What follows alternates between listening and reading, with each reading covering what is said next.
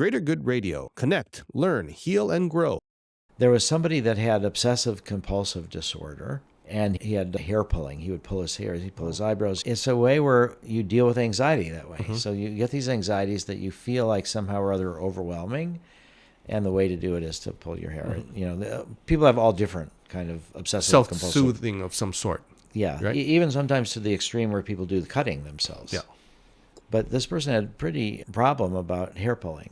And so we did early work with MDMA, and we would only see each other like once a year at Burning Man. We lived in different places, and so we would do a series of sessions from year to year, some with LSD, some with MDMA, some with LSD-MDMA combinations. And what happened is over time, he was able to get over the obsessive-compulsive disorder.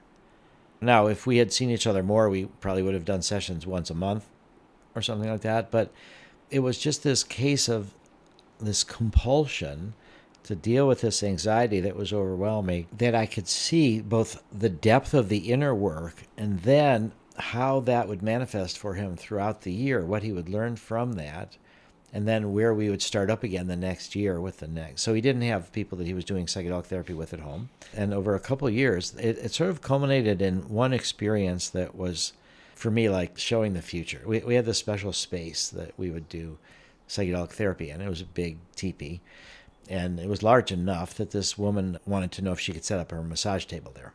And I said, sure, you can set up your massage table in there. You know, we'll be sitting with people with psychedelics over here, but you can do that. So this was a person then, we were trying to work on this hair pulling, and we did a big LSD trip. And I had MDMA that was going to be maybe 3-4 hours after the LSD, would give him MDMA to smooth things out. But what happened is he was so open. It was just like this classic shamanistic death rebirth. He sort of turned into a skeleton. Everything was dismembered all about him. It was like he completely took himself apart. And then he almost like ayahuasca kind of. Very much. Yeah, very similar ayahuasca. Mm-hmm. And well, ayahuasca is a little bit more embodied, and you're nauseous, and you can throw up. LSD is a little bit more heady, but it was this classic shamanistic kind of dismemberment and recapitulation, and it was just beautiful. And he was dealing a lot with loneliness and being alone and isolated, and he was so open to it that we decided we didn't really need to do the MDMA at all. Now, 8 hours goes along, and he's now coming down, but it was this aching loneliness that he had learned to not run away from, but to accept. And so once you can accept these anxieties or these fears, then you don't need to self-soothe in other ways. And I noticed, though, that this woman who had the massage table had just finished working with someone.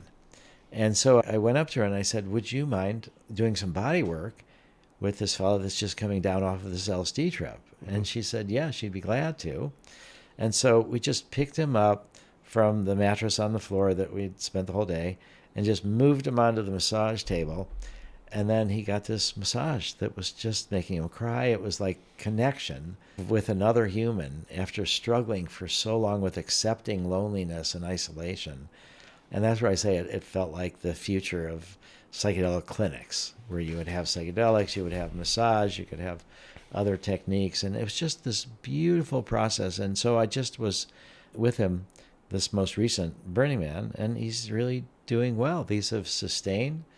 He's doing great, and now he's learned to become a sitter to help other people with psychedelics even. So this idea, there's this Jungian archetype called the wounded healer. If you learn how to deal with your own wounds, you then become better able to help others.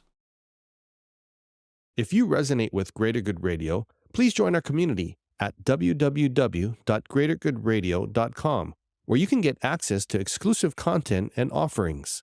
Hope to see you soon.